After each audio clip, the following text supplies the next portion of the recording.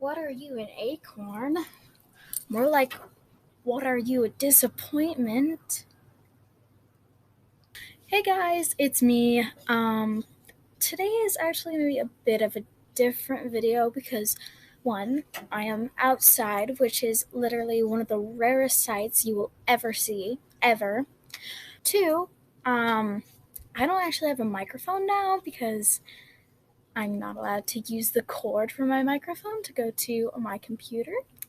So that's fun. And number three, I'm not going to be playing ukulele in this video, unfortunately, so if you came here for that, you can leave. Actually, I'm going to be doing a video on my top 3 favorite books of all time, and I never realized how much I procrastinate until I make one of these videos, because I go from, oh, I'll do it tomorrow, to like 3 weeks later when I'm like, I'll do it out of boredom. Anyway, thank you for watching. If you're subscribed, welcome back. I enjoy your company. Anyway, let's get into the topic of this video. So we're going to start from the third, which is like in my top 3, but it's not my most favorite, and it is called Dork in Disguise by Carol Gorman.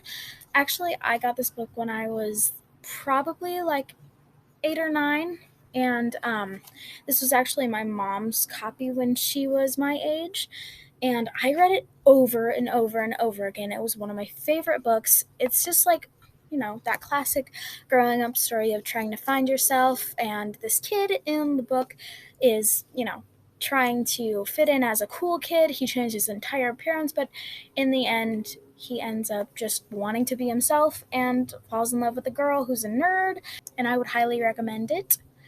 The synopsis on the back isn't really a synopsis, it's more of like a part of the book, so I'm probably not going to read that part. But it's really good. I have read it since I was young, and it means a lot to me. On to our second pick. This book I actually got recommended to me because I looked up what to read after my top pick on Google, and it was recommended to me, and I actually checked it out from my local library, and I loved it so much that I actually bought a copy. This is called "This Song Will Save Your Life" by Leela Sales.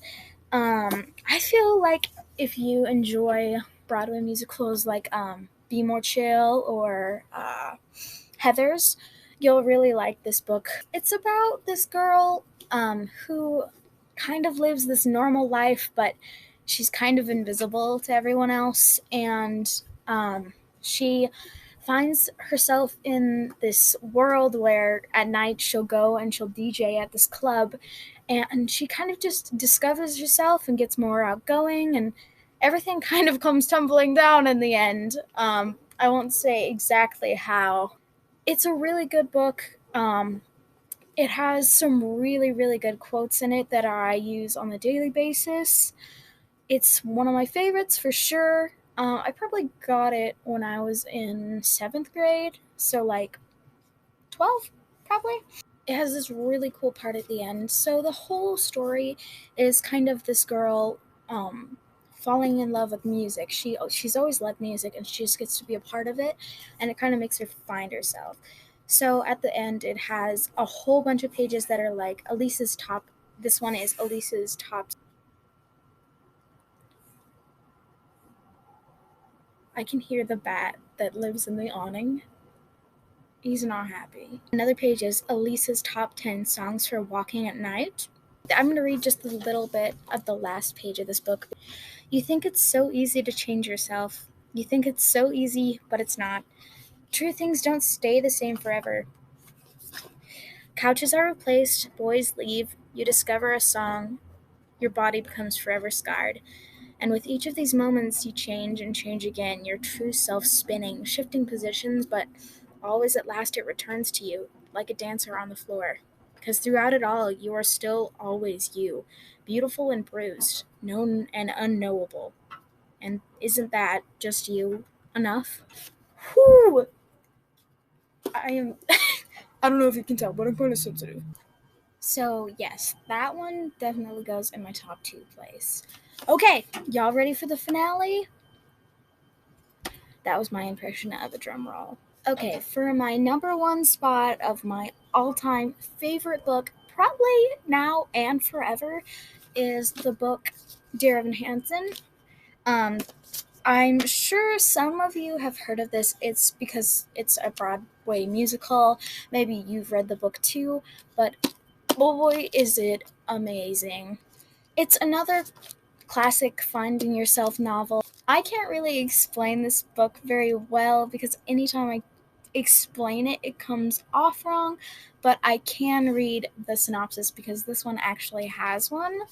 Um, this was like $30, but I originally watched the Broadway play and I was amazed. I was so moved. It was beautifully written and produced and acted, and all the songs they're unexplainably beautiful and well written, and this book and the play actually just touched me in the heart. Poke. It's so touching and I can understand it so well. And the characters in this book, I feel like I know them and I've known them for a large amount of my life. And it's just all around amazing. Let me get into the synopsis. It's actually on the book cover that I still have, which is super weird because I am not exactly a super organized person. But here we go. When a letter that was never meant to be seen draws high school senior Evan Hansen into a family's grief over the loss of their son, Evan is given the chance of a lifetime to belong. He just has to pretend that the notoriously troubled Connor Murphy was his secret best friend. Suddenly, Evan isn't invisible anymore, even to the girl of his dreams, and Connor Murphy's parents have taken him in like he's their own. Desperate to know more about their ignim I think it's enigmatic son from his closest friend. As Evan gets pulled deeper into the family's swirl of anger, regret, and confusion, he knows what he's doing can't be right, but if he's helping people, how wrong can it be?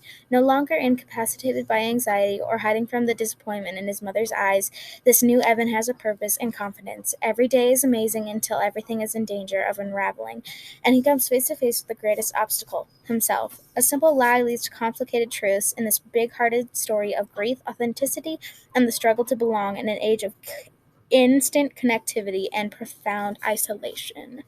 So it's like, I can't even explain it honestly, but I would recommend this to anyone who is in junior high or high school, basically just teenagers, because everyone kind of goes through this. You can pretend that you don't, that you're like insanely brave and courageous and you love yourself completely, but that's kind of what junior high and high school is for, from what I've learned.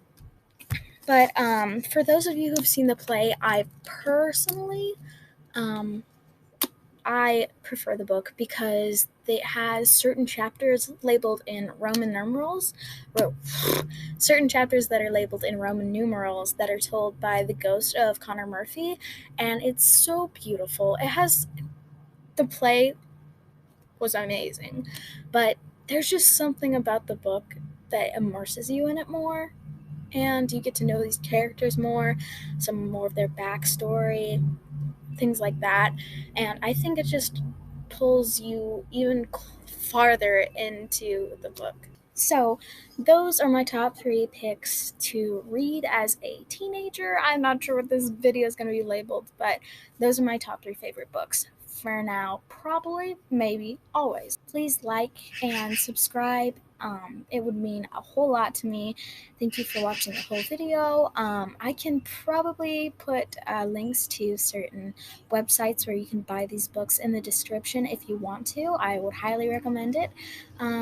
So, just have a nice day.